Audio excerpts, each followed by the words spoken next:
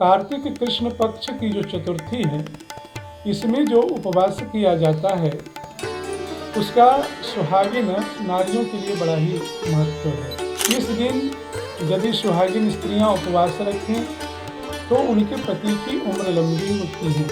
इस दिन भगवान शिव, माँ पार्वती और पार्वती के गोद में बैठे गणेश जी का मूर्ति बना करके उनका पूजन करना चाहिए। करवा चौथ में लाल वस्त्र का बड़ा ही महत्व है, तो लाल वस्त्र को धारण करके और जैसे पूरे श्रृंगार 16 श्रृंगार करके और फिर इस व्रत को रखना चाहिए। आज हम करवा चौथ के बारे में जानकारी लेने वाले हैं कि आखिर करवा चौथ कब है, क्योंकि साल भर सुहागिन महिलाएं इंतजार करती हैं कि वो अपने पति की लंबी आयु के लिए जो है ये व्रत करें। और इस बार व्रत कब है, इस तमाम जानकारी जो देने के लिए हमारे साथ मौजूद है आचार्य गोखलेश शास्त्री जी। तो आचार्य जी, आपको बहुत बहुत स्वागत है। राधे राधे। आचार्य जी, स्त्रियां बहुत इंतज़ार करती है लंबे समय तक, 1 साल इंतज़ार करने के बाद करवा चौथ का व्रत आता है, जो सभी सुहागिन महिलाएं जो हैं अपने पति की लंबी आयु के लिए व्रत करती हैं। तो मैं चाहूँगी कि इस बार बताएं कि इस बार करवा चौथ कब है, क्योंकि इस बार जो है 2 दिनों तक कोई कुछ कह रहा है, कोई कुछ कह रहा है, तो एक्चुअल टाइम क्या है, किस दिन महिलाएं जो है ये व्रत कर सकती हैं? भारतवर्ष में सनातन धर्म ग्रंथों, पौराणिक ग्रंथों में या शास्त्र आदि के अनुसार हर महीने कोई न कोई व्रत त्यौहार चलता ही रहता है जी। या फिर संस्कार आदि के कार्य होते रहते हैं। लेकिन कार्तिक कृष्ण पक्ष की जो चतुर्थी है, इसमें जो उपवास किया जाता है उसका सुहागिन नारियों के लिए बड़ा ही महत्व है। इस दिन करवा चौथ का व्रत किया जाता है, करक चतुर्थी भी इसे बोलते हैं। इस दिन यदि सुहागिन स्त्रियां उपवास रखें तो उनके पति की उम्र लंबी होती है, गृहस्थ भी सुखमय हो जाता है उनका।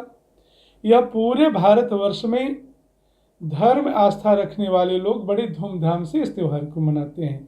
लेकिन उत्तर भारत, विशेषकर पंजाब, हरियाणा, राजस्थान, उत्तर प्रदेश, मध्य प्रदेश आदि में बड़े धूमधाम से इसे मनाया जाता है। अलग ही नज़ारा वहाँ के होते हैं। करवा चौथ के दिन में उपवास रखती हैं, कथाओं का दौर चलते रहता है। संध्या काल में विवाहिताओं की नज़रें चंद्रमा के उदय के लिए तिथित रहती है, तितिक्षा में रहती है, कब चंद्रदेव आएँ और हम उनका दर्शन करें और अपना व्रत तोड़ें, व्रत को पूरा करें। चमकते चंद्रमा का दर्शन करके अपने पति के हाथों से पारणा करके लोग व्रत को खोलती हैं। यह व्रत प्रातः काल से ही आरंभ हो जाता है। सूर्योदय के पहले 4 बजे सरगई करते हैं लोग, और विशेष करके जो नई नई पहली वर्ष करने वाली विवाहिता हैं वो अपने सासू माँ के हाथ से सरगई लें और सरगई करें और फिर निर्जला रह करके दिन भर उपवास करें। इस दिन भगवान शिव, माँ पार्वती और पार्वती के गोद में बैठे गणेश जी का मूर्ति बना करके उनका पूजन करना चाहिए।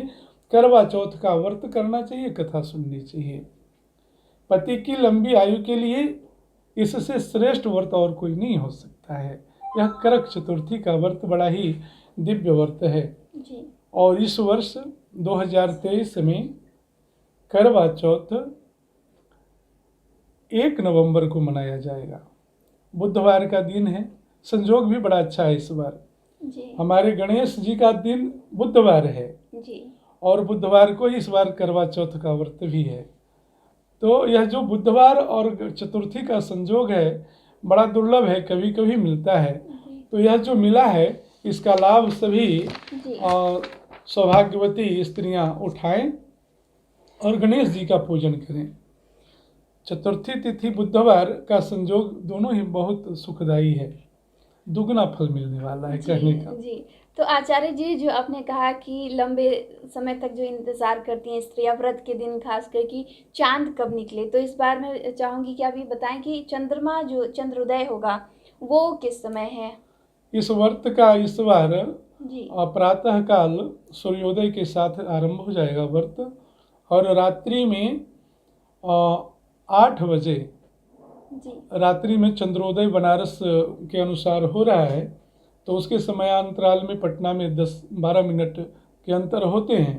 जी। तो चंद्रोदय का वही समय होगा और चंद्रमा उदय होंगे, उसी के साथ सौभाग्यवती स्त्रियां अपने चंद्रमा का दर्शन करेंगी और फिर अपने पति के हाथ से जलपान करके पारणा करके फिर प्रसाद पाएंगी और फिर व्रत को खोलेंगी। यह बड़ा ही सुंदर सौभाग्यवती स्त्रियों के लिए अपने सौभाग्य को दृढ़ करने का सबसे अच्छा व्रत है।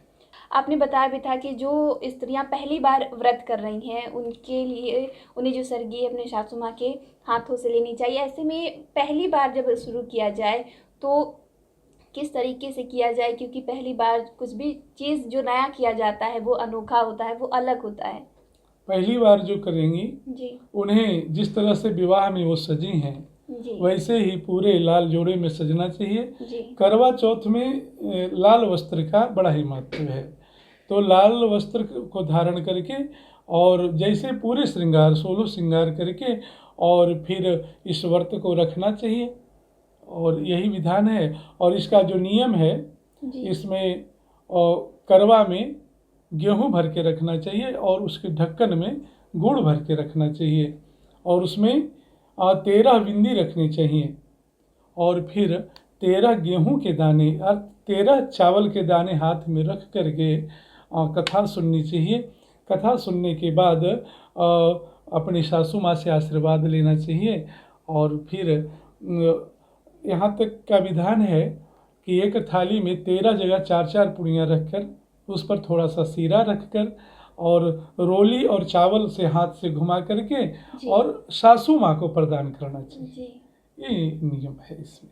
बहुत से लोग मान्यता भी जानना चाहते हैं कि आखिर कैसे करवा चौथ की शुरुआत हुई, इसकी मान्यता क्या है, महत्व क्या है। करवा चौथ की शुरुआत तो माँ पार्वती से ही हुआ है जी और वहीं से यह प्रथा चली आ रही है और लोग उसी के अनुसार मनाते हैं।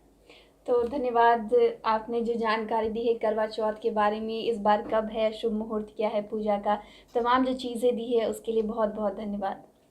राधे राधे, सभी धर्मावलंबियों को आशीर्वाद। तो आपने सुना आचार्य जी को, जिन्होंने करवा चौथ के बारे में पूरी जानकारी हमारे साथ साझा की। इस विषय में आप क्या सोचते हैं कमेंट कर ज़रूर बताएं। चैनल को सब्सक्राइब कर ले, फेसबुक पेज को लाइक कर ले। वीडियो देखने के लिए आपका शुक्रिया।